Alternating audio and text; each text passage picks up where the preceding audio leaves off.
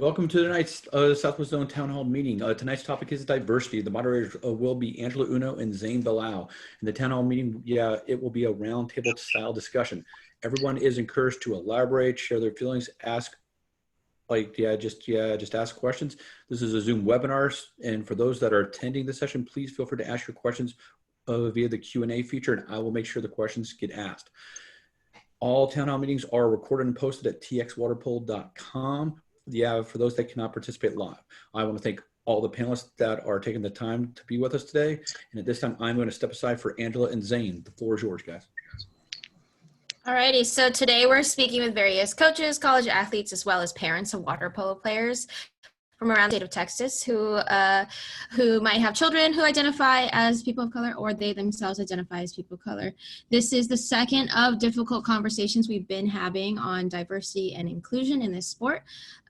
We decided that we needed to have these conversations because water polo has traditionally been a non-POC space, and having these conversations are an important part of working towards full inclusion. Today's purpose is to bring light to various stories and perspectives that we have within this sport. And so we have a lot of the panelists here to do just that. One thing that you may notice, especially because we do have parents of water polo players within this panel, is that in civil rights work, we find it important that people share their own story. And I just wanted to make it clear that we are having them share their perspective, and that we intentionally chose parents rather than the children within the sport because we needed a parent perspective. And so if it feels like they're sharing someone else's story, that was not our intention. It is meant so that we can see how parents interact with the sport as well. And so with that, I'm going to turn it over to Zayne.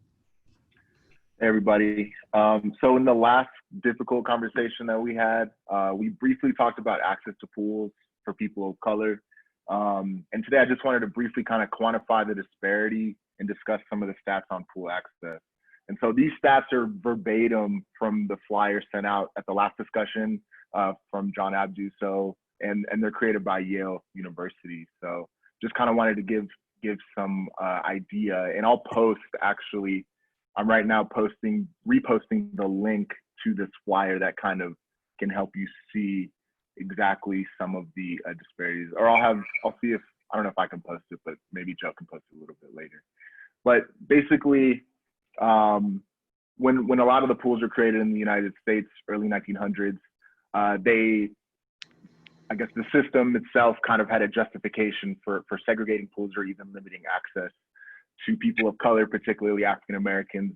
The justification at the time was that, and these are some things that you may still hear today, Black people are less buoyant than Caucasians, Black people have lower lung capacity, Black people's muscles function poorly in cold water, and then also, Black people are dirty, and even suggesting assault to white people. So clearly some prejudice and racism aimed at people of color, particularly African Americans in this case. But and even after segregation, even after the segregation era, there was still a huge disparity in pool access. So a lot of times what happened was, whenever new pools are being created, they weren't being created in low income communities of people of color, and then also pools are being privatized, and so they were able to limit access to people that they didn't want access to, and so that was creating a huge disparity. And these disparities are quantified in this slide 7, basically saying that, and it's entitled Life and Death, 64% of Black children cannot swim in the United States, and that's in 2017. Black children drown 5 times more than white children in the United States. And this stat is from England. 80% of Black children cannot swim in England. And this is even further highlighted in the lack of diversity in our Olympic sports. And these stats are from the US national team in 2018.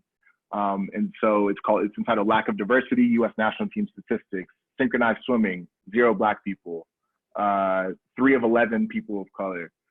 Diving, 0 Black people, 3 of 25 people of color. Swimming, 1.3% Black people, 17 of 147 people of color, and water polo, 5% Black people, 5 of 40 persons of color within the national teams. And so even further highlighted in Olympic water polo, 2 Black men on the Olympic roster throughout the history of U.S. men's water polo, which I believe is one of the oldest team sports and was one of the first team sports to even start in the Olympics.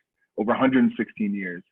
1 Black woman on the Olympic roster, 2.4% over 16 years. So those are, some kind of, difficult statistics to see. But our next panelist is a good example of some of the great things that can happen whenever people are exposed to water polo.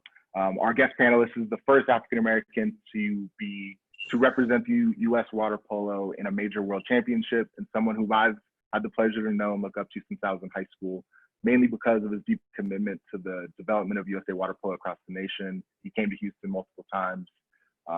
He was an NCAA All-American in 1998-99, awarded the Big West Conference Male Scholar Athlete of the Year in UC Irvine.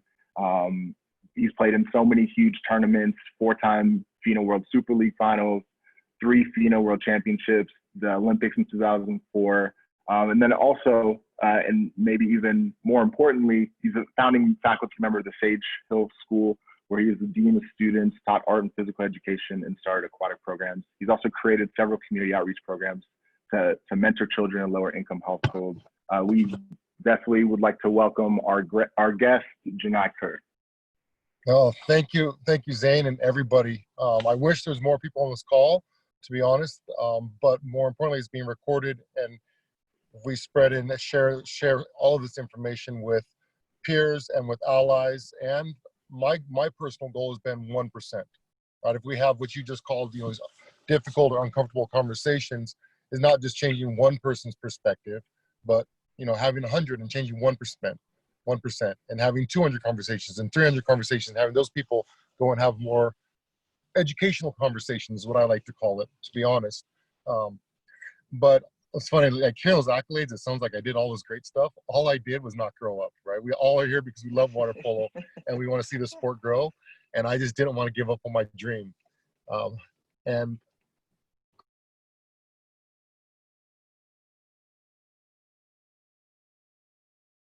And what I also call macro major racist events.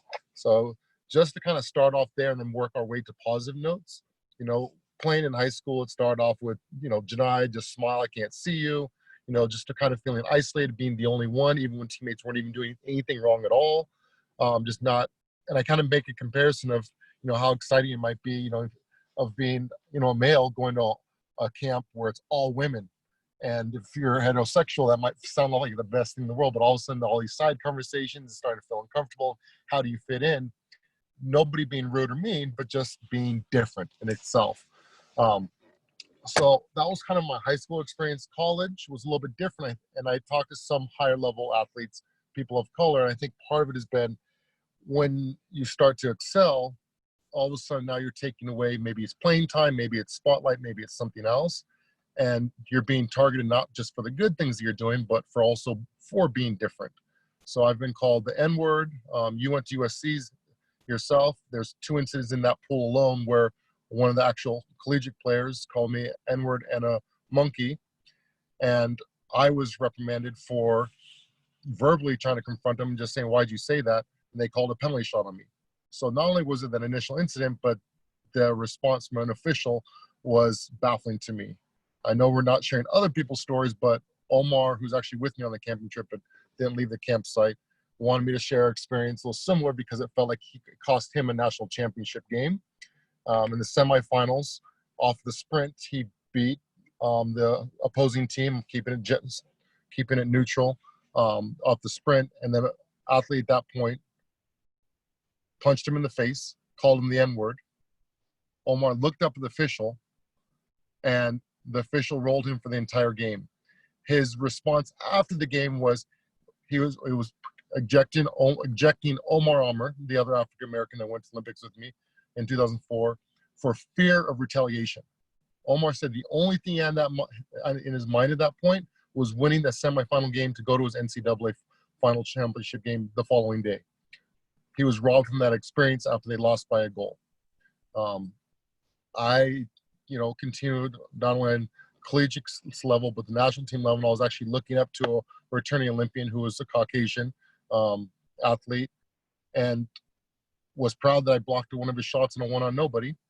He didn't look at the same way and actually threatened to make my black ass bleed black blood. Again, no repercussions. So that's what's so invaluable that USA Water Polo now has actually implemented, or is in the process of implementing, a zero tolerance policy. The other side of it now, the good side of things, is some things I'm almost ashamed of, because I thought I was doing a good job my career of kind of leading by example, you know, starting off just by being a good example for my younger sisters, trying to be a good example for my teammates, collegiately, nationally, representing my country, you know, going to the world championships, and not even taking offense, you know, when the Greek coach, the first thing he said to Ratko Rudic was, he's black. Not even being derogatory, just sheer shock, right? I think at that time, Yvonne Perez from Cuba, who was playing for Spain, was the only other black athlete at world championships. But I took pride in that, right? Like, I didn't take offense to it, but there's other incidences that were very, very hurtful that have stuck with me for 2+ decades. There are smaller things of not feeling protected by my team and my teammates. And I've had these uncomfortable conversations with some of my literally best friends, groomsmen at my wedding, that didn't do anything wrong, but, you know, would laugh about things. Would laugh, you know, when Omar's coming back to the airport and he gets called a secondary and misses our connecting flight because they think he's a terrorist, even though we're all dressed in USA, red, white, and blue, head to toe, traveling together as a team. But because of his name, because of his religious beliefs, and because of the way he looks, he was targeted multiple times. When I just would try to talk to people to stay, you know, can we stay behind? Can we help them? You know, I was laughing, no, we're going to miss our flight. So there were times when I felt like we could have done more as a team, or as I personally felt like I would do anything for any of my teammates, even the ones that, you know, were just in one, you know, 1 year of Olympic quad cycle, let alone, you know, for a decade plus. The good thing is that we have we have some of the parents now that have athletes that are playing now at the collegiate level. There weren't even as many athletes of color playing. So one, we're seeing more. Two, we have Ashley Johnson, who's the best goalie in the universe, representing for all people of color. And, you know, we talk about, you know, diversifying the sport, also just being from the East Coast, you know, Texas.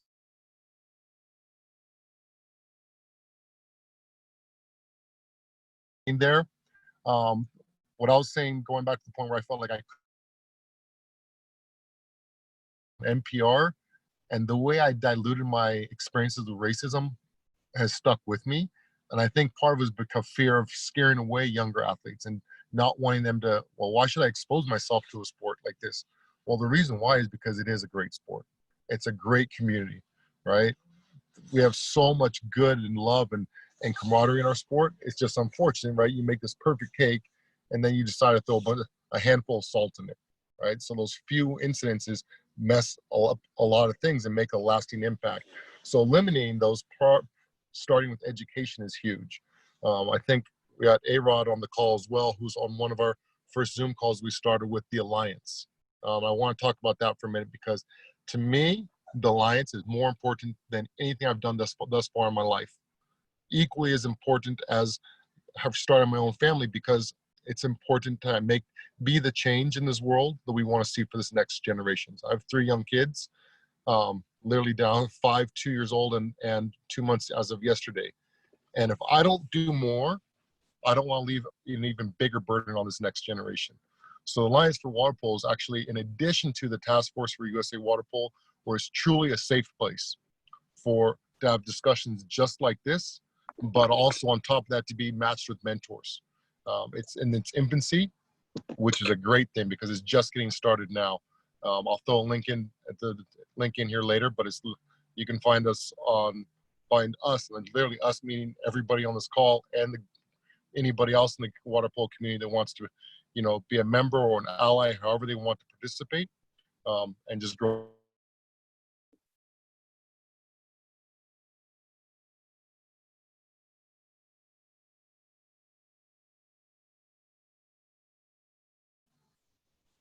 Hope I didn't just freeze, but You froze a little bit at the end, but I'll hand it back to you guys. Okay. Well, we're gonna hear some more stories now. Thank you so much for sharing yours. Well, I wanted to start with introductions just so that we know who's involved and how they're involved and everyone on this panel. And so what I'm gonna have everybody share, it's kind of a long list, but I sent it in the agenda if you have it. So name your involvement in water polo, what you do outside of water polo, how you identify ethnically, connection to Texas, and then any activism or social justice work you might participate in. And if you need me to guide you as you're doing your intro, I'll step in there. Let's start with Christie. My name is Christie Gaderson. My connection to water polo is I have two sons who play. So I've been watching water polo and confused half the time for about 10 years. I'm white. My two kids are mixed, but are identify as Black, because I think as a young age, that's what society let them know they were. And I, in terms of social justice, I actually work in the child abuse prevention and treatment space. I think that was it. I think that was it. Oh, what part of Texas are you in? I'm in Austin. Great, thank you. And then we're gonna go to Gabriel.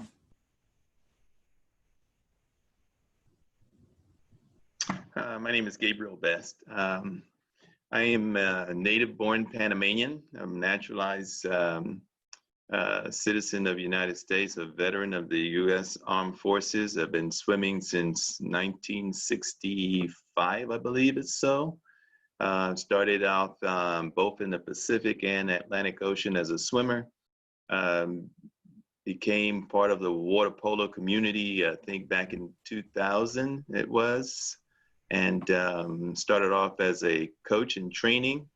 I never coached water polo before, but I started off as a coach. And so I also needed to learn how to play, and I enjoyed it. I'm a competitor. And so I took it up from there and continued to coach high school. And now I continue as a master's coach, Animal Masters Water Polo Club here in San Antonio. And I've been doing that for quite some time and enjoy doing that. Some of my high schoolers are a part of my master's team, and so I've known some of the players now for over 20 years. So it's a family. It is a family. I am shocked in some respects, but not too much, to hear some of the things Genai Kerr mentioned that he experienced. I know that some of my athletes, high school athletes, complain on one or two tournaments that we have been part of in which the athlete was not necessarily Black, but Hispanic, and still was treated that way. Person of color still treated in a way that I was shocked. And I'm glad that we're making steps to try to address it. And this is a wonderful sport. I'm not planning on going anywhere. Now, what did I miss? Actually, I think you got everything. All right, great. Yeah. All right, we're gonna jump to Andrew.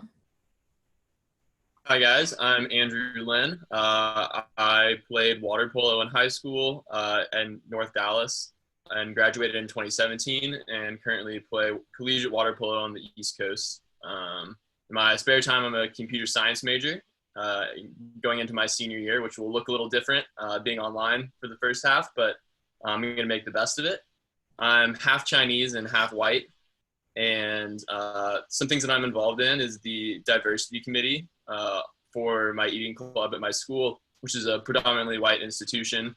And I also helped organize a fundraiser for my collegiate team for the NAACP Legal Fund earlier this year.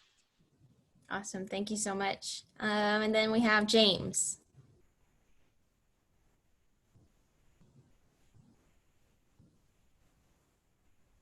Is that me, James Pornier? Yes. Okay, Yes. sorry. I didn't know how many other Jameses. I heard you saying James before. My name is James Pornier. I have two boys that play water polo and one that coaches. Our oldest was part of the Austin College inaugural season here in Texas, just north of Dallas. I I never played water polo. I don't even swim, so I really enjoy the sport. I think it's a great sport.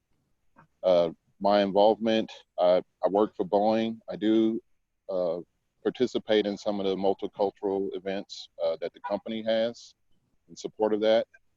Is there anything else? Oh, I think you got it again. Okay, thanks. And then we have Chauncet. Hi, my name is Chauncet Thomas, and my involvement in water polo is similar to Christie. Before 3 years ago, other than the Olympics, I didn't know anything about water polo. I still don't know the rules, but I don't miss any games. I have two children that play. One that's in high school now, and the other one is in middle school, a boy and a girl, and they both love it. And I know how to swim, but that's the extent of it. I grew up in California, Southern California, where you are required to learn how to swim in order to graduate. And so you either pass your test for floating 20 minutes, or you take the class. Well, I managed to float 20 minutes, and so I didn't have to take it. But that's my extent of swimming. Outside of water polo, my activities are everything that my kids do. I have another daughter who is just graduated. She's class of 2020 from high school, and she ran track, did capoeira, and a bunch of other things too. So other than their schedule, I don't have time for a me schedule, but I do work. I work for a multinational company, and my responsibilities actually include all of the Americas, North, Central, and South America. So I have a diverse working group. My team is diverse. And they've actually asked me locally, with the company here locally, to support our diversity effort as well within the company. I identify myself as Black. When I introduce myself, if I have to describe myself, if I have to, then I say Black. I don't say African American. Connection to Texas is that I live here in Houston and came here and stayed here. As I mentioned, I'm originally from California, but home now is Texas with me and my three Texans.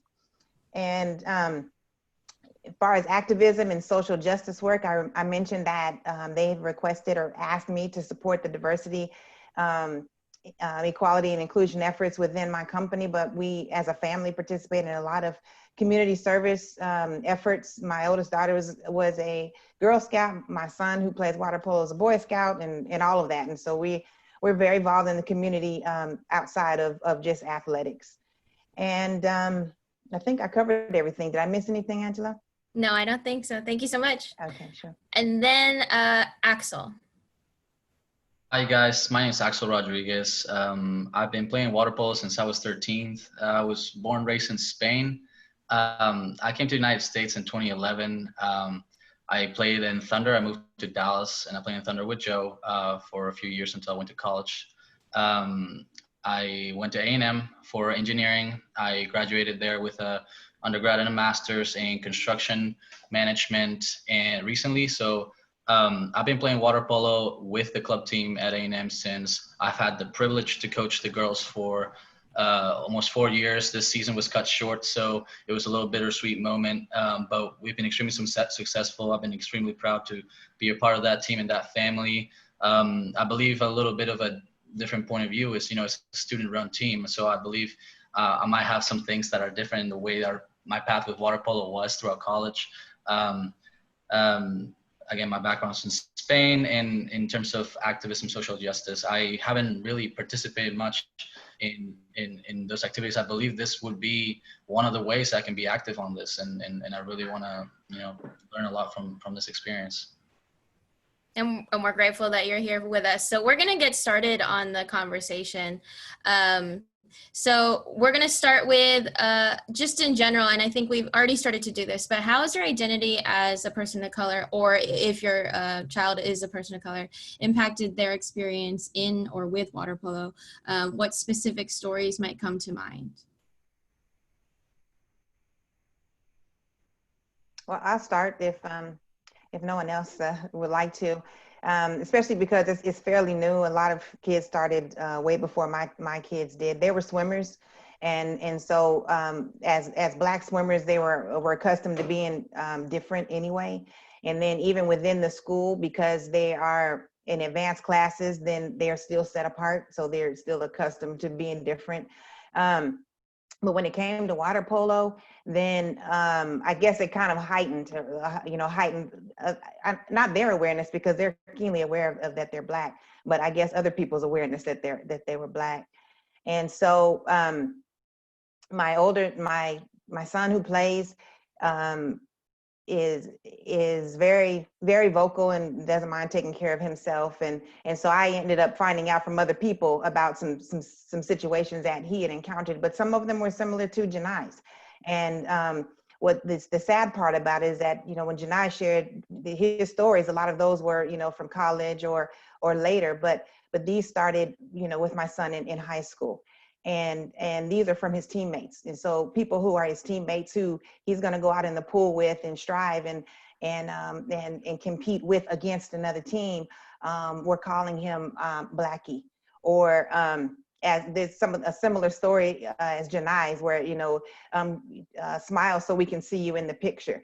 And so, this is 2020. This is not, in Genai's case, like 1998. This is 2019, 2020, where he had experienced that. And one that was especially hurtful for him is that he went to the Junior Olympics last year with his team, and they played their hearts out, and he was close to his teammates, and then right when school started, he's still playing club water polo, and a new teammate came to their club and from out of the country, and where clearly, the sensitivity is different. But he's joking, making jokes at my son's expense. And, you're as Black as your shoe. And this went on for several days. The part that was hurtful wasn't that so much. What was hurtful to him was that his friend who he had gone to the Junior Olympics with, who he had played with for 2 years, was laughing. That's the part that's hurtful. And so in the end, he ended up addressing it with his friend. Why are you laughing? Why is that funny to you? And so his friend, who happens to be white, because my son was the only Black on his team. Why would someone side with a stranger, right? Right is, to me, right is right. And when you're talking about someone negatively, why would you side with a stranger as opposed to standing up for your friend? So, there's experiences like that. And even earlier than that, I mentioned that my daughter, who just started playing a year ago, as soon as she gets on the team, her teammate, and this is not someone, external, but her teammate is calling her names. Now for her, she has a different personality. And so she just closes up, and I find out again from someone else, actually, and I was really proud of this. I find out from a parent whose son was defending my daughter, so who was white. And so he told his mother, and then his mother told me. So I was proud of that, and kudos to the mother for training the son. But my daughter had to experience that from her teammate. And so the stories that Genai shared that occurred 20 years ago still occur today. And there's other stories too, but I think it's most hurtful when it comes from your teammates, the ones that you, as Genai said, I'll do anything for. Those are the ones that are most hurtful. Yeah, and it sounds like it's occurring from within the team, and it's occurring from the outside at the same time. Do you feel like there's an extra kind of stress that's put on your children being involved in those, or having kind of the attacks kind of coming from inside and outside? Do you feel like it's any added stress to them and on their lives, or how do you feel like it's impacted them? I absolutely do. I do feel like it's an added stress because this is an extracurricular activity, right? They volunteer for that. So they deal with this, they deal with this on their spare time. And then, as I mentioned, when they go to school, then in their classes, there's one or few, right? So then they deal with it at school. And then out in the community, then we live out in the suburbs. And so then they deal with it in the community. When do they get a reprieve other than at home? Can I say something? Right? Yeah. I would like to say something.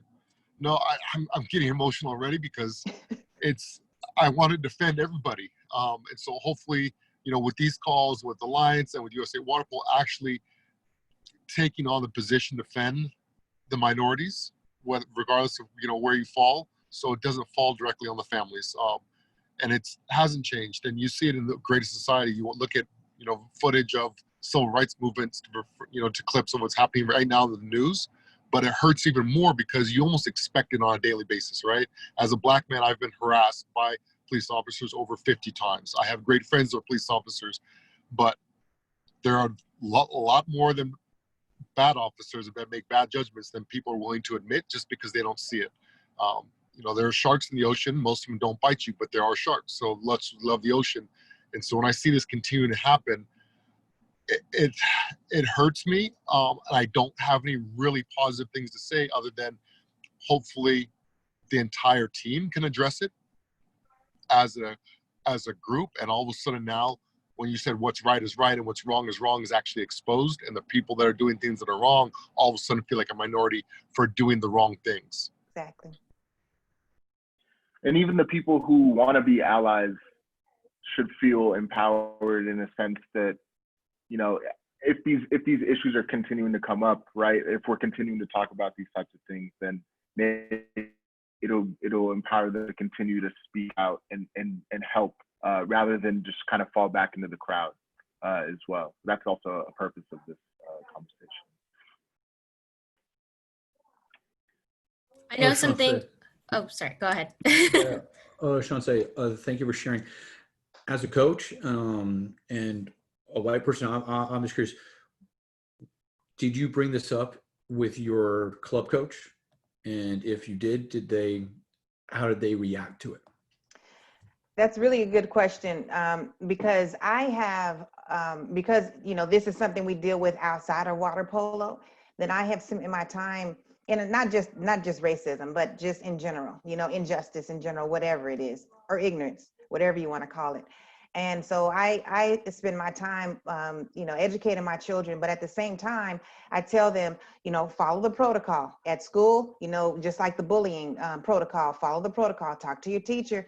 If the teacher doesn't do anything, then you talk to the principal. If the principal doesn't do anything, talk to the superintendent. Well, I interject. If the principal doesn't do anything, talk to me, and then I'll handle it. So my thing is for them, go talk to the coach. So if they haven't talked to the coach, then I do.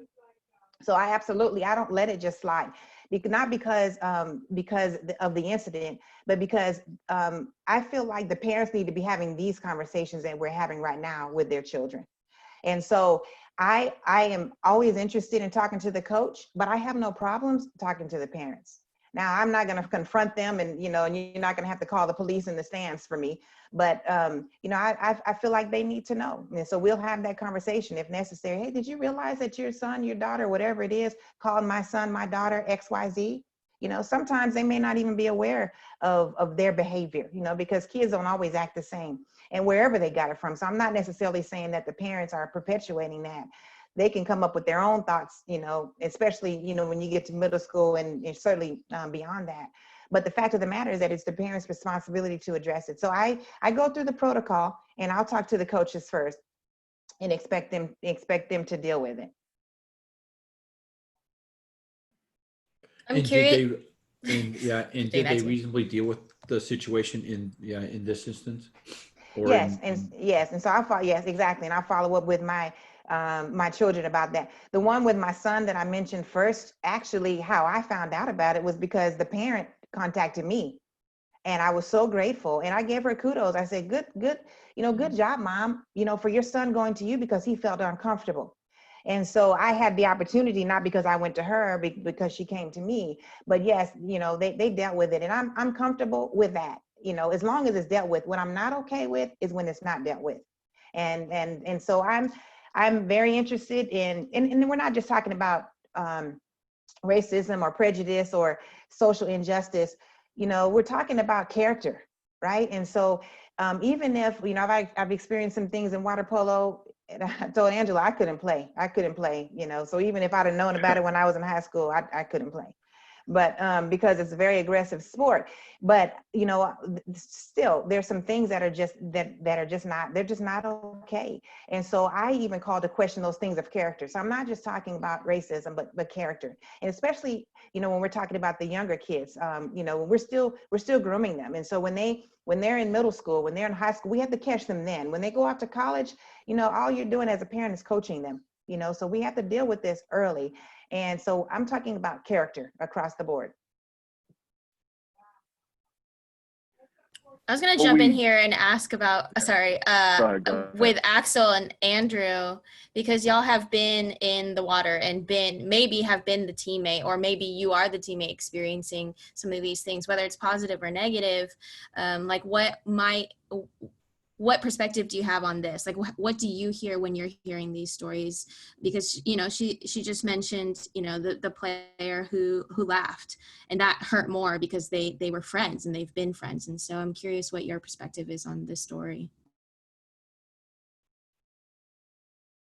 Yeah, so my experience has been a little bit different in that both my high school and college team have had many different people of color on them, and in particular people in grades above me who were Asian, and that was a really, really positive experience for me because you know, I think like Genai said, it's tough to be on an island and to look around and see nobody like you and just kind of realize that you're different, and sometimes that in itself is almost as much pressure as some direct comments that are maybe slightly derogatory. And so just having experienced older people above me has been a great way to bond and to kind of face a little bit and to be able to weather the like side comments.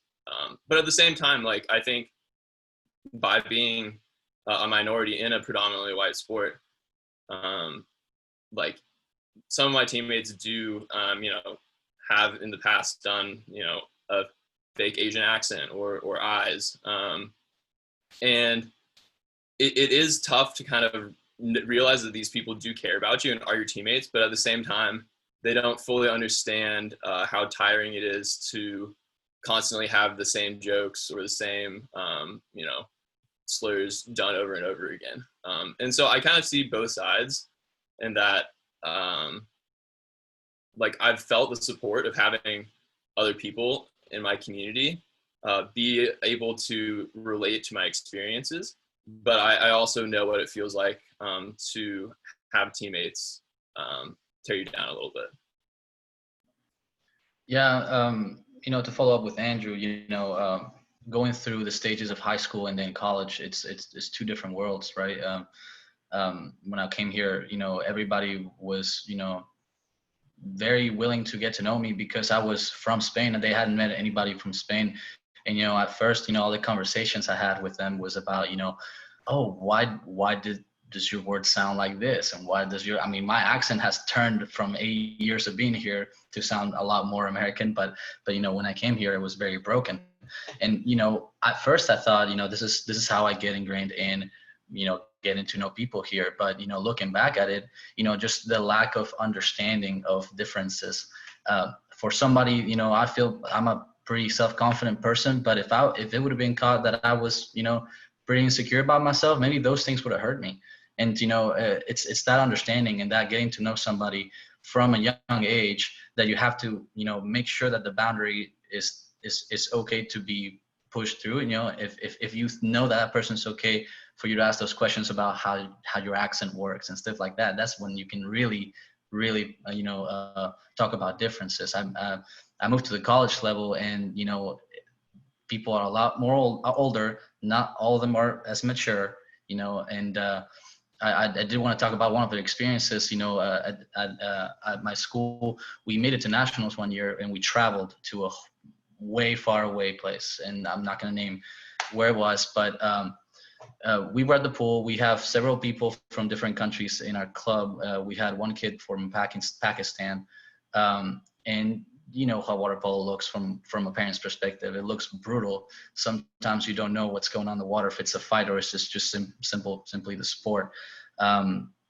and we encountered a crowd of people that were cheering for the local team we were playing against, and all of a sudden, call it whatever, call it, supporting their friends. They thought that, my Pakistani friend was, trying to do something too aggressive to their teammate.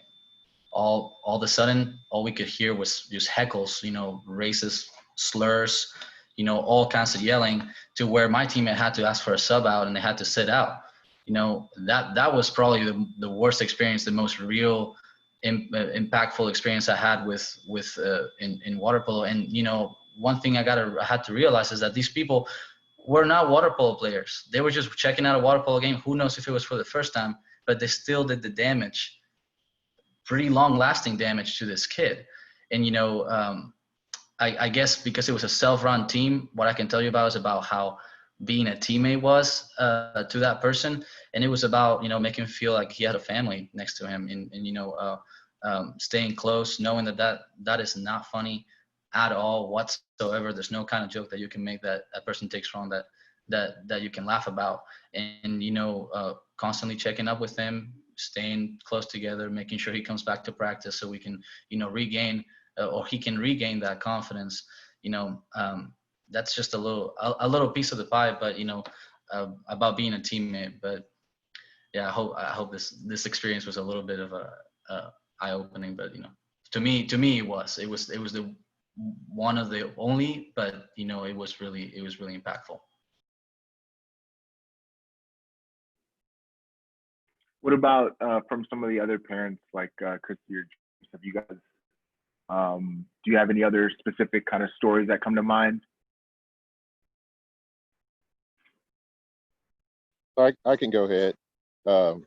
Like I say, I have two kids that play water polo. One's graduated in college. The other one's 14U right now.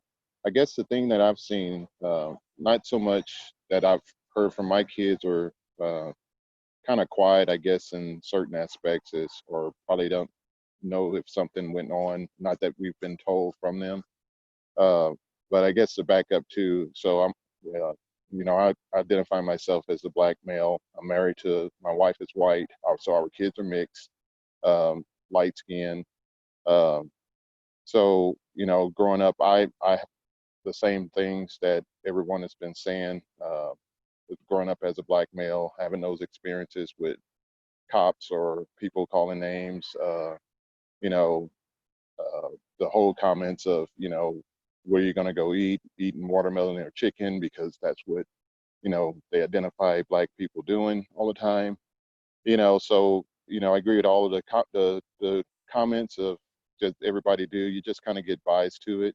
But what I've seen as a water polo parent, it's kind of hard. It's kind of one of those thin lines of not sure if it's just because you're not, certain friends with people. But we've had some incidents that, kind of made us think back and looking at all this, that was it something because of, myself being of color and my kids, that we've had, a whole team turn against us for an incident that somebody else spreaded a rumor and thought we were the culprits of it.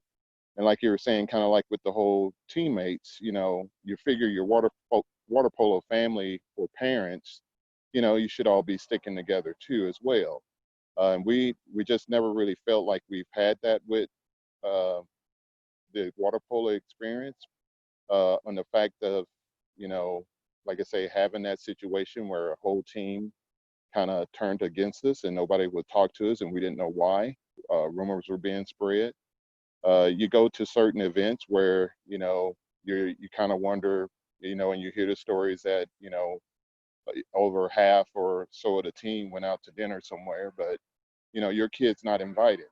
So, but you don't know if it's like, okay, well, these guys were friends before they came into the water polo world, or you come into this club that, it's already established. But, it's a hard thing to kind of balance on if it is really some kind of social bias thing, or, you're just not friends with these people.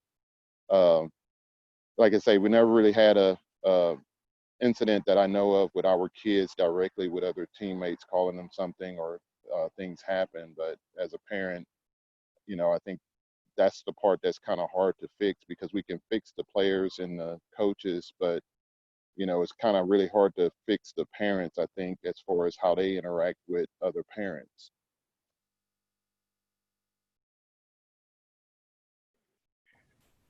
I think I something. That kind of we keep doing that to each other. You can go ahead, Zayne.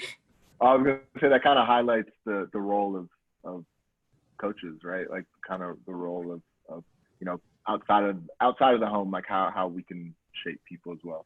Sorry, go ahead, Angela. Yeah, I was going to mention, and I talked about this with Chauncet too, is that the fact that it even has to cross your mind whether it is racial is the problem in the first place, right? I think if you're on this call and you're like, I have never even had to think about that before, it highlights the problem in the first place, that it is something that, and it affects performance when you have to think about it, right? It might not have anything to do with race, but the fact that it even crosses your mind that it could possibly do with race is such a hard place to be at, because it starts to make you feel like you're losing your mind.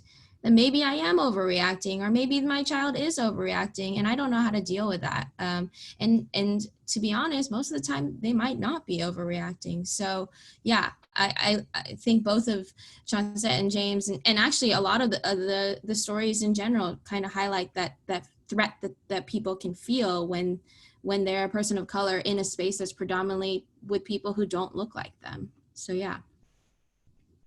And unfortunately, like, someone talked about how we're still learning the rules. Everything in water polo is so subjective. It's not like swimming where you can say, my son or daughter swims this time, they should be on the relay. You don't know if playing time comes down to it. You don't know if the way they're being spoken to or treated comes down to it. But because of other life experiences, which are not the direct result of water polo, everything is in question, like you said. Zayne just mentioned that, the coach's responsibility. Unfortunately, a lot of time, or fortunately or unfortunately, how you look at it, a lot of coaches nowadays are younger because they're the only ones that can survive and play, and coach, than some of the parents. So there might be a power struggle even between how do you address parents. So I think standardizing something that can go out to clubs of say, these are the codes of conduct for the athletes and the parents and everybody, and then also having educational resources and letting people understand, you don't need to be, you don't need to feel guilty for what's happened in the past, but be aware of the the history of that past in our sport of water polo and society, and that your actions and words can be very impactful on people.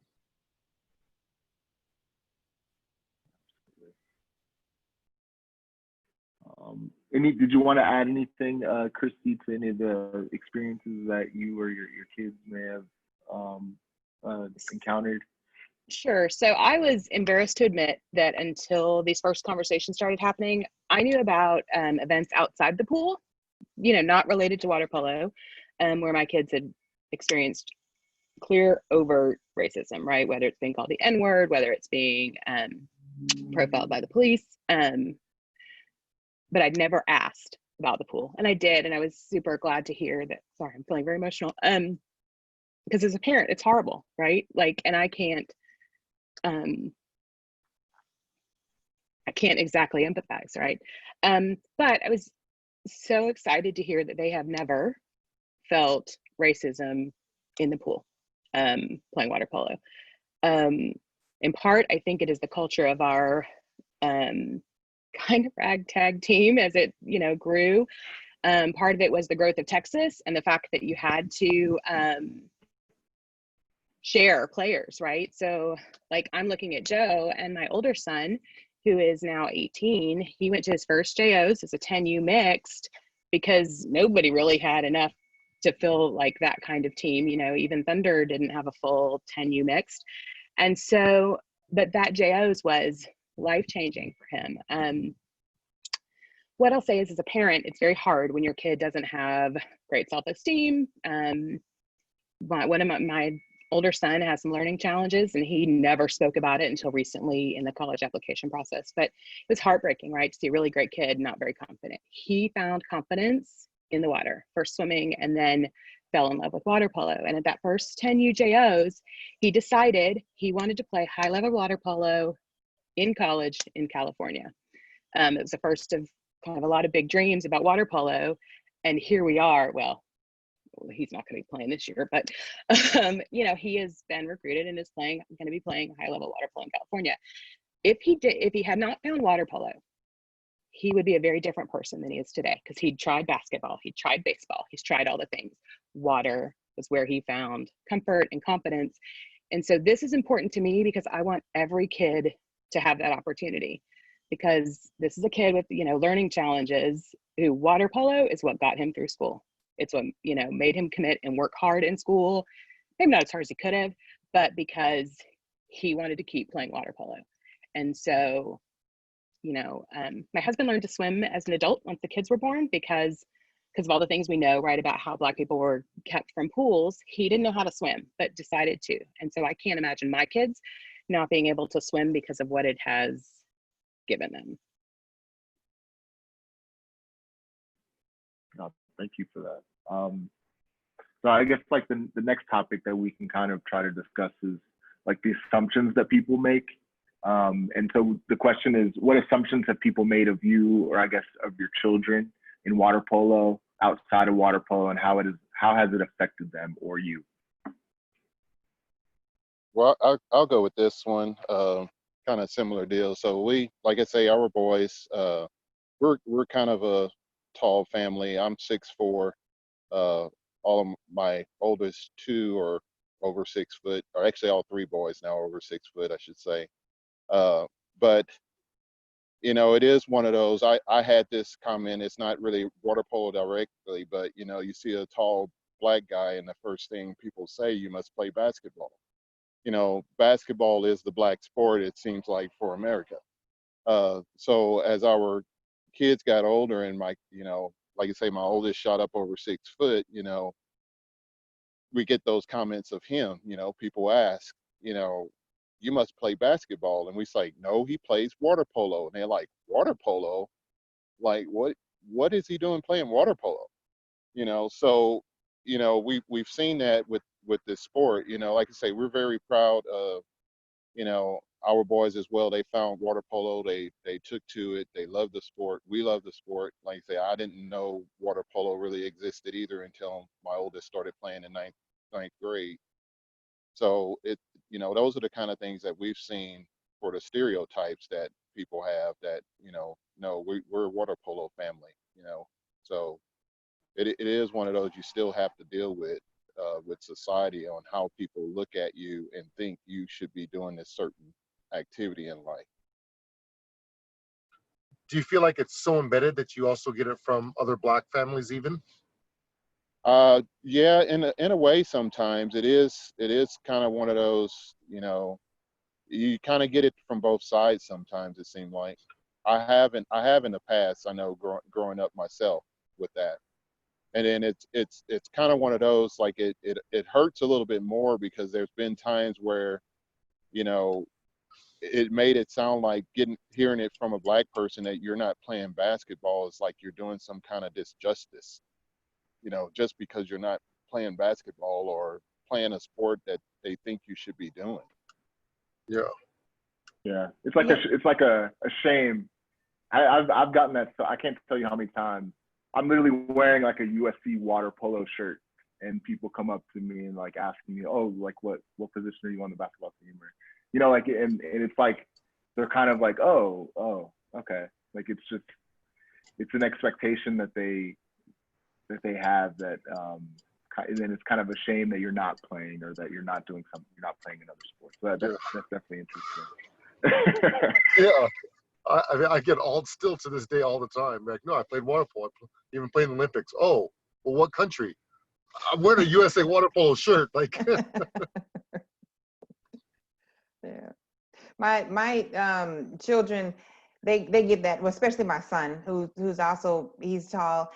He gets that all the time. He played basketball, but he loves it. He loves being able to say, no, I don't play basketball, I play water polo. And, you know, for him, he's like, you know, I'm breaking the stereotype. And my daughter as well, you know, they don't just assume that she plays any sport, but when they ask her, then she loves saying that. But I think it was something, it was more humorous than anything when he first started playing water polo, which was in 9th grade, just few years ago now. But when he first started playing, then he's learning the rules. So he knew how to swim, but he didn't know how to play the game. And he never played team sports. All he did was swim. He was a fish. That's all he was concerned about, was swimming. And so he's in the pool, and his coach said, he's telling the rules, and he said, well, don't you know how to post up? And he's like, what are you talking about? And so, I guess even his coach just assumed it, but now his coach is, I mean, he's far from, making any negative comments or anything like that. He loves Zayne. He's the reason Zayne is playing. He almost insisted that Zayne plays water polo, and Zayne loves him for that. But I mean, it's even that close to home where people ask it. But what I have found is that you all talked about, like, the Black community always feel almost, looking at you like a traitor because you don't play basketball. But from our experience and people that are close to us, they are so excited, and they come to the games and they're like, we've never seen this before. And they sit there and cheer, and it's a new world for them. And so it's an opportunity for us to actually expose the Black community, so to speak, because they had no other reason to go to a water polo game. So it's a little bit different, in terms of the receptivity within our circle, at least, to water polo. Can I jump in here for a second? So Yeah, please go ahead. I'll start off by saying that, and I initially said that I was Panamanian, so I didn't talk much about my work. And when I started coaching, and I was coaching at the high school level, you would think that perhaps I may have taught English, I may have taught math or some other subject, but the kids would actually come to my classroom and they would stand from afar and point at me and tell their friends, see, he's the Spanish teacher. And so not only was I the Spanish teacher, but I also was the swim and water polo coach.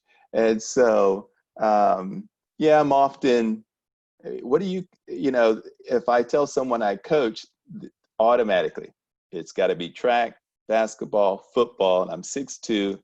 So water polo, swimming, it takes them back. It takes them back. And so it is challenging to overcome that. But I've always been, for me, my experience is that I've always been the singleton in a lot of places that I've been.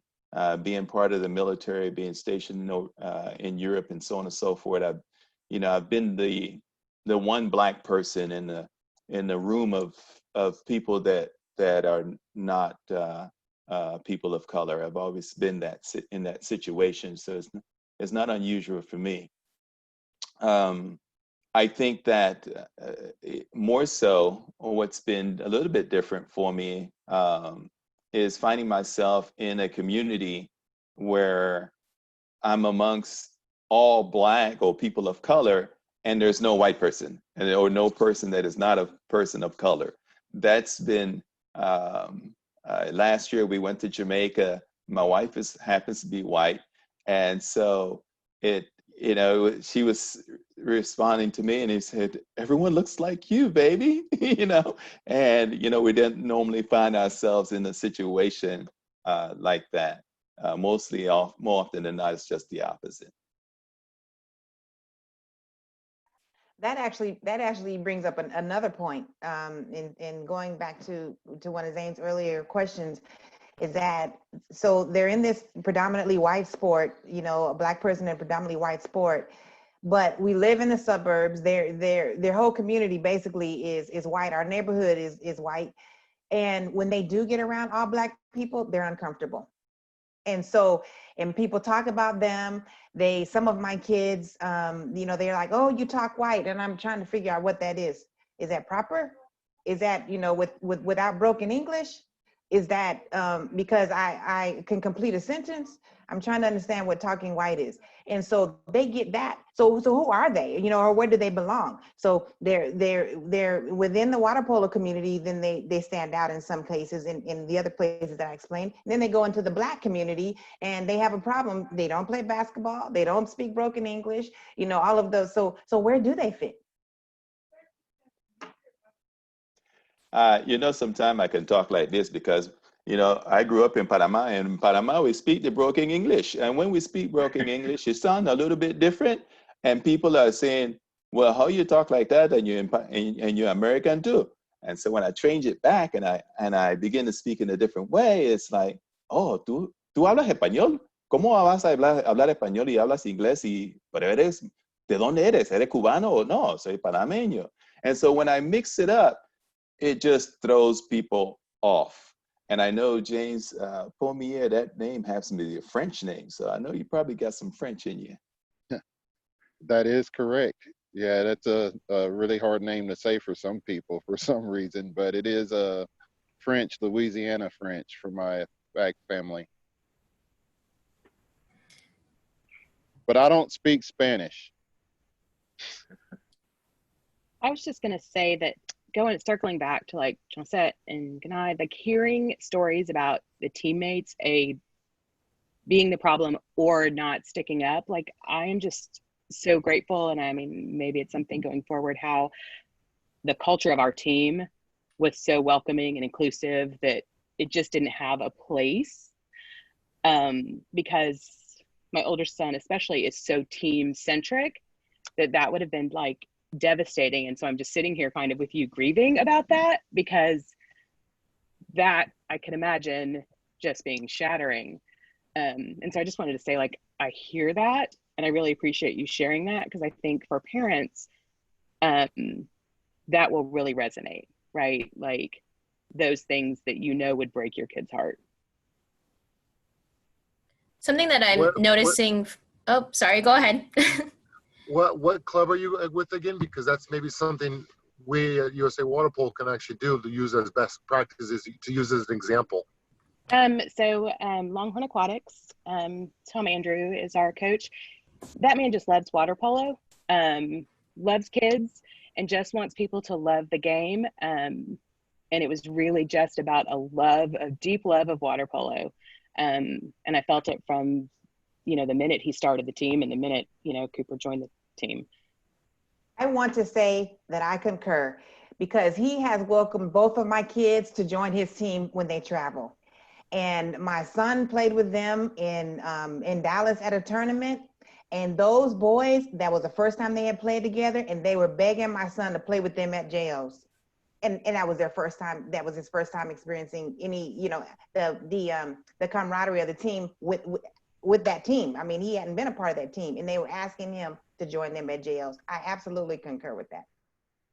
I concur with it too, because he offered for me to stay at his house, but I was already actually at Jeff Chandler's house, at your coach's son, and then I went straight from there to to Joe's house. I credit a lot of what you're saying about Tom to his father and his mother. Doug Andrew was my mentor. He was the one that started me off as a coach, and Tom was in the water at the time. And beautiful family, beautiful family. And he's a viewer right now, so he's definitely hearing everything you're saying. So yeah, I wanted to circle back. I was noticing kind of a theme earlier with assumptions. There was kind of a identity erasure, and I wanted to pick on Axel and Andrew's brain again. Is that sometimes Axel, I think if you don't speak, you can get away with, like, not get away with, but I think you could pass as white, and that's an identity erasure, right? You're losing parts of your identity there. And Andrew, I know something that I've experienced as an Asian American is that sometimes as an Asian American, we often get, oh, you're basically white, especially if you go to a school that's mostly white, that we often get that kind of identity erasure. So I was curious how those assumptions may have affected you, and how you've reacted to it. Yeah, you know, absolutely. Especially when I was mentioning earlier that when I came to this country, you know, my accent was a lot more broken. And like Gabriel, you know, was showing us earlier, I can switch it back and forth. You know, those types of things, you know, I always carry with me. And it's not just, no, it's not a prop. It's just simply how my language has developed. But yeah, no, I don't know. I don't think that some type of insecurity about me sounding, you know, worse to people has made me polish my accent. But it is true, you know, that sometimes, you know, I will try to make myself better understood by speaking like this and by not purposely speaking with the Spanish accent that I can throw out whenever I want. You know, it's very, it's you can switch it back and forth, but I don't want to feel less Spanish because of it. I know I don't want to, you know, forget where I came from, forget who I am, and then I want to carry on with me. So, you know, I feel like as long as I'm not afraid to say I'm different from where I come from, you know, and I don't lose that part of myself, I think I'll be okay. And I think, you know, we need to encourage that. You know, if I find anybody, you know, who's come from my region in Spain or my country, you know, I cannot tell them, hey, you need to polish your English now because that's how you're gonna know. Just, hey, work through it, you know, make yourself understood, but, you know, don't forget where you come from. And that's what everybody needs to be telling, you know, their brothers and sisters from that have a similar background. And I think that's an important point. Yeah, it's interesting. As an Asian American or someone who's partial Asian American, I've really been identified with the white community a lot. I mean, my mom's white. A lot of my teammates and a lot of my classmates have been white. And it just turns out the majority of the communities I've been a part of have been mostly white. And as a result of that, I find it hard to be on conversations about race because I really haven't experienced any, you know, overt racism besides a couple side comments, but those are usually from people that I'm very good friends with. And so they're not really hurtful at all to me. And so I do think it's difficult though, because there's overt racism toward, you know, most prominently the Black community, but, you know, as the Asian community and as an Asian person, it's hard to identify with that overt racism and yet also put it in the same context as what I'm experiencing and what I know about myself being different from other people. And so it's like, I'm being told that there's a community that, you know, is very oppressed at times and it faces a lot of racism and a lot of hurtfulness. And I get a glimpse of that from my own experience, but I can't relate fully with that. And so I feel like my voice doesn't really have a place in the conversation because just the grievances that have occurred against me or the assumptions that people make about me just really kind of pale in comparison to what other people have experienced. And so I think it's a little bit of an identity eraser in that, you know, there are constant reminders that I'm not white, but at the same time, I get told all the time that I'm pretty much white or that, you know, I'm pretty much treated as white. And so it's kind of a clash of knowing that it could be far different and you know, far more overt, but still knowing at the same time that I am different and being reminded by people. Yeah, and I also wanted to, I think with this experience, wanted to highlight there, and I know a lot of people throw out the word model minority, and it's used a lot, and it's not that, Andrew, your experience isn't unique because that was done by design, right? Like the East Asian community was used as a model in the United States to make it, to say, hey, minorities can make it. And it was done by design and it was done structurally to say, hey, you know, what's wrong with the rest of the minorities? Why aren't they making it? And so even in aquatic sports, we see that, right? We see a lot of success stories of Asian Americans within aquatics. And that's the same thing about access and the ability to go to pools and be able to get onto a swim team. And so often we have that crisis of like, we're people of color, but we're not being treated like people of color. We're getting privileges that are not being afforded to other people of color. And so it actually, the fact that we are afforded privileges often points actually more to structural racism than it does to not point to it. So I really wanted to highlight that because often, you know, sometimes we can hear coaches, oh, we have a diverse team because we have Asian Americans. Well, that's because it's by design. that Asian Americans are able to access pools as opposed to Black Americans or any other minority group. I thought you were going to go someplace else with when you mentioned minority. Minority, to me, seems to have a negative connotation. And if we know the population of this world, those are Asians are not a minority in any form or fashion. I myself don't consider myself a minority. And I know that earlier, Chauncet mentioned that she considered herself Black and she doesn't consider herself African American. But with my experience has been that I just don't like those labels because oftentimes someone wants to place a label on you. My name happens to be Gabriel, and so I struggled with that early on as a child. You know, when I first came to the United States, when someone wanted to label me and say, "No, you're an African American," and I said, "I am here in the United States.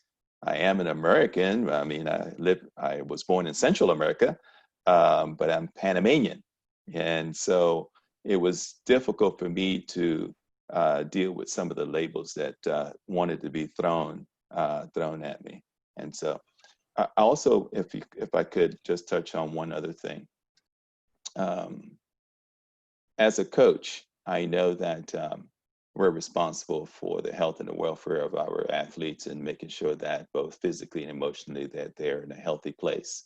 And there have been times where I felt not overt in any way, but that yes, the sport is very subjective, but I question. After the game, I begin to take a look at some of the things that played out, throughout the game, and I would say, really, that just didn't seem. It seemed a bit unfair, unbalanced. And at times, I've never said this to anyone. I guess some of my teammates will hear it if they ever listen to this. But sometimes I question if my being Black was a detriment to my team, that perhaps some of the calls would have gone a little bit different if the coach was not a Black coach, things that have gone through my mind. And I've tried to make sure that I've done the best job possible in preparing my team, as we go out and play and so on and so forth, keep a positive attitude. I just want to stay in the game, at all times and that sort of thing. And then the other thing that I want to confess as well is this. I have shied away from, and I know at one point, Angela, you and I had spoken.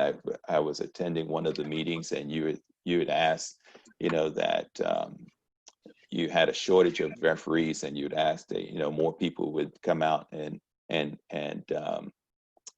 consider being a referee, and I thought about it, had some desire to do that, and so on and so forth. And then I kind of played it out in my mind, and I said, I'm on deck as a referee. Everyone in the water happens to be predominantly not a person of color, and how are the fans, or how the people in the stands going to react to a call that they disagree with, And I said, that's going to be interesting, or that would be interesting. But I've found some new energy. So I am going to come your way. I'm going to find some time to make it your way and become a referee. I'm super excited about that, of course. I remember when I first started, and I don't know if this is an experience that a lot of people have, but I had to decide whether or not, when I would give a red card, what would be my line for a red card. And one of the things that I like literally wrote down in a notebook, because I'm a big nerd and that's how I do water polo, is that if somebody said something racist to me, it would be an immediate red card. It wouldn't matter what they had said before, what they would do before. And so I think about that a lot, is that, how many refs don't have to write that down in their notebook. it makes it difficult to try to recruit too. And I think Genai was saying this earlier, is like, I don't want to share these stories because I'm scared that I'm going to scare off the younger generation. But in order to kind of combat that, I'm kind of curious, why do you continue to be involved? A lot of, I mean, the parents on here are parents that I see on deck quite a bit in the hospitality room or wherever. And you show up to games, you're cheering, and you continue to be involved. And it can't be easy. Because you have that constant thought of like, what, is this racial? Is this, whatever threat is happening in your brain? So I'm curious for every single one of you, why do you continue to be involved? Well, I think from my aspect of it, like I say, and we talked about some of this stuff before when, I got married and all that there. I didn't think about any of the things that would happen with racism or stuff like that, being a mixed couple. It's at some point, you still have to decide you have to live your life. You have to still go out in the community, you still have to do things you like and all that there, and you have to just learn how to handle it. Our oldest two are coaches for their club. We've had talks with them about, doing the right thing and all that there. So, you stay involved, and, it's not a matter of, are you going to make a difference immediately? But, like you're saying, the sport is growing. A lot of more people are getting into it. And I think there are changes happening. But you just can't sit back in the corner and wait for it all to be changed one day and you can come out of your hole and everything's good.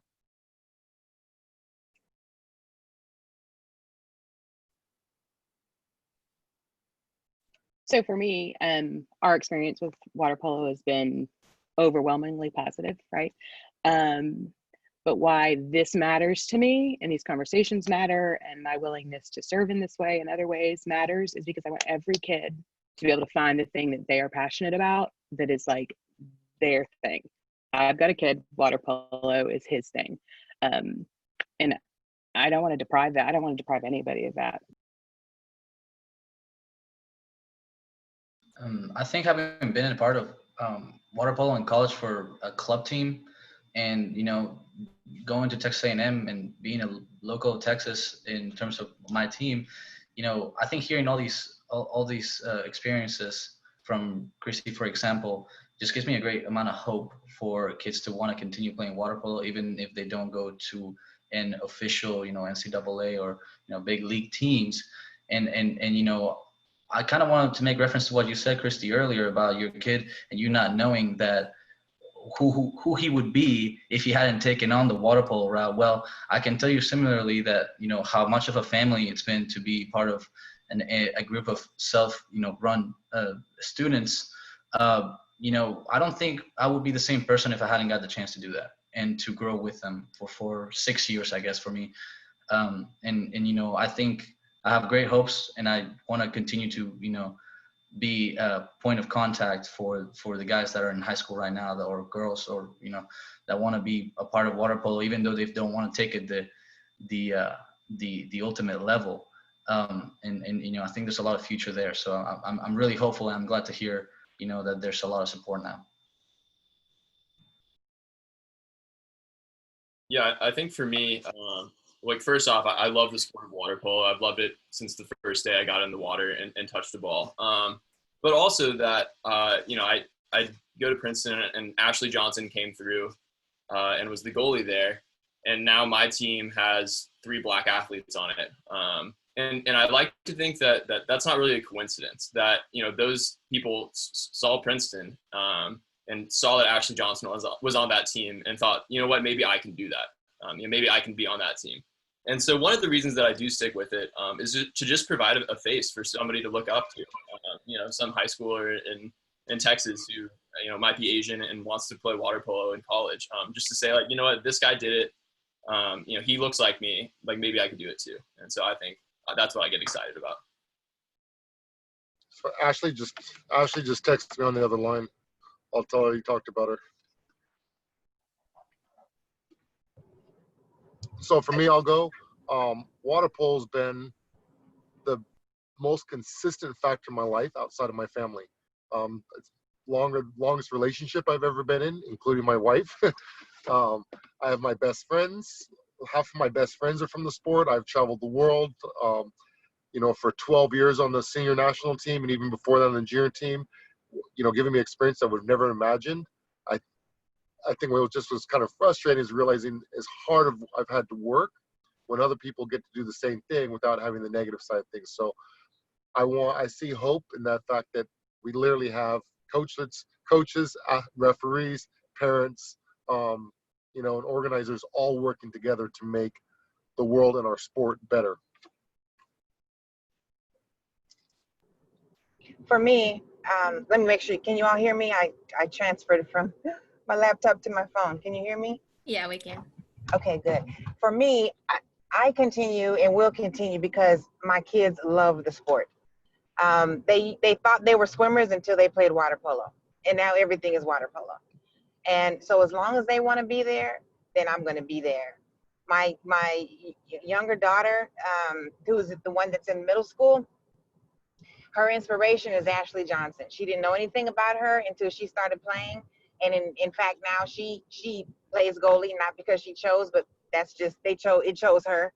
But she plays goalie. And so whenever she sees Ashley Johnson, then it just excites her. It motivates her. She even wants to go to Princeton. I mean, so if that's what it takes, then I'm there. I would agree with that comment. Like I say, we're doing it for our kids and trying to give them the best experience and things to go for in life. So as long as they're playing, we're supporting.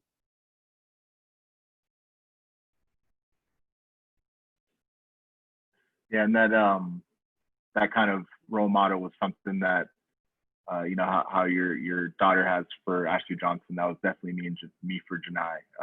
And I know he may not be on the call anymore, but even still, it's just great to see diversity in the sport. And I think I continue to be involved in the sport here, or even on hoping to join some committees or join any way I can to continue to help to create an even playing field, to kind of reduce to make it even for everyone, and to also reduce the burden and stress that a lot of the people of color, including myself, may have faced in attaining our goals. Because I know water polo for me has opened so many doors. I can't tell you how many, interviewing for medical school, every single interview they asked about water polo. Every single interview they asked about it. And I assume in interviewing for residency that a lot of my interviews are going to be about water polo. And I just have so many great memories and friends, teammates, coaches, everyone who's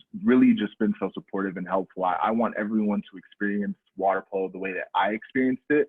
I did not have as many overtly racist or negative situations, but there are micro situations that continue to put you on edge. And those micro situations that continue to build up over time can increase stress and can have a negative impact. And I just want to be able to help in any way to reduce that burden on kids coming through.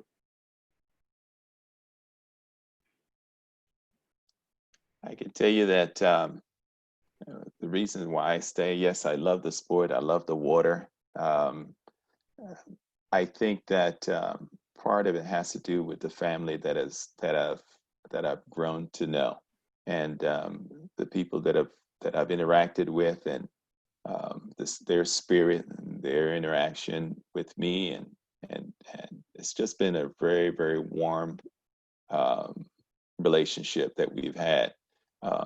I also noticed that one of the first schools where I was coaching, we had a lot of individuals come out, did not know how to swim. It was a Title I school. We had to do a lot of stuff from scratch, from the very beginning. But they were encouraged to do so, partly because I could do it. And so I took that on, and then when I went on to the next school, where predominantly there were no people of color on the team, and slowly but surely you started seeing people come out and the dynamics of the team changed a bit. You know, people were interested. They wanted to learn. They wanted to be a part. They wanted to partake. They didn't think that they could fit in. And I think that's another reason why, a big reason why I continue. I think that even at my age as well, that I try to encourage the younger folks to participate, even though they may be in their 20s or 30s. They may be coming from a different sport. You know, when we do our recruiting, we recruit everyone. It doesn't matter, and they will come. They will come. They'll jump in. They'll participate. We don't pressure them in any way. We just want to embrace them and make them feel welcome. And we have a good time. We build relationship through this sport, strong relationships. And so that's why I'm still here. Yeah, as I hear these stories, it really brings to mind. So I have had several experiences in my water polo reffing career where I've wanted to quit, mostly because JOs is really rough for a referee. But I've always kind of thought about all of these stories, right? Every month, every week that I'm involved with water polo, I feel like I keep getting inspired more and more by different stories where things are getting better. And that's why I've stuck around, is that I've always had someone pull me back in. And in fact, it's usually, you know, your children who are bringing me back in. It's not like a mentor or an older person. It's the younger generation that says, oh, wow, this is the normal now for us. Like having Ashley Johnson is normal for us. And when things get more and more normal for people, that should have been normal a long time ago, it inspires me to keep going. And so as we kind of bring our conversation to a close, I just wanted to hold for a second to see if anyone had any questions for each other, or if we had any questions from the audience.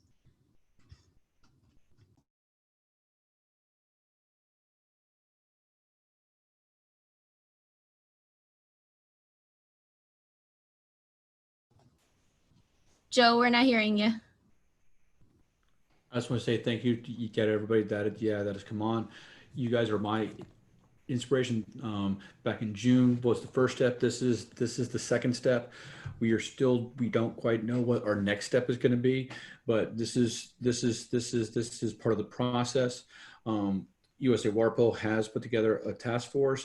We are going to, in the Southwest Zone is going to follow them, and we are hopefully going to be the leaders in that. And I just appreciate all of you and your willingness to come here today and kind of share your stories. It has been an inspiration to me and very, very enlightening.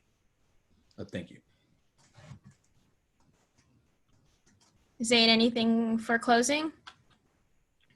Yeah, thank everybody for coming out and expressing themselves and being open. I think it's a step in the right direction. Kind of like what Joe's saying, like this is not about the solutions per se, but it's about bringing those experiences to light. And it's always important to hear from everyone and to really kind of fully understand how everyone is, what people have experienced and how those experiences have affected them. And so really thank you so much for being open and talking with us today. It's been awesome. I don't have a question, but just a comment, really, as a parent and from a parent's perspective. I really appreciate the effort. I appreciate these sessions. I joined part of the first one with my son, and I was honored to be asked to be on this panel now. But it's bigger than USA Water Polo. If we can have these discussions, it's impacting a family. And that's what we're talking about, right? It's not just what happens in the pool, it's what happens outside of the pool, it's what happens in the community, it's what happens when kids travel around the world. And so we can do our part by starting these conversations now here. And if we can, they have rules of conduct in swimming, they have rules of conduct in every other thing. If we can add these type of subjects to our rules of conduct, in order to play water polo, you have to understand XYZ that's related to diversity. That's what we need to be able to do. We need to be able to not be afraid to add that line there, right? And then if there is an infraction, we need to do something about it. It's unacceptable. It's unacceptable.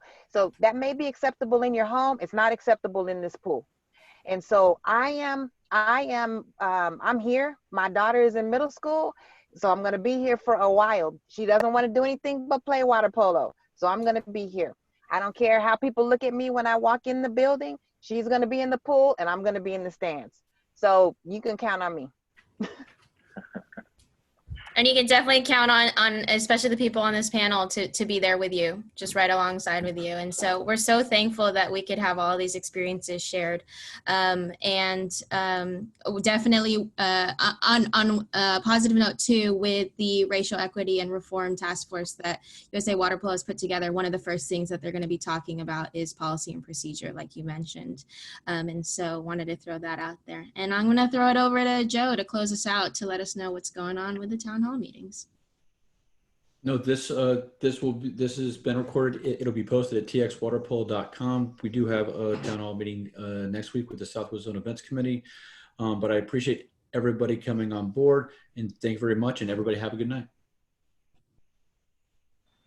Thanks, Joe.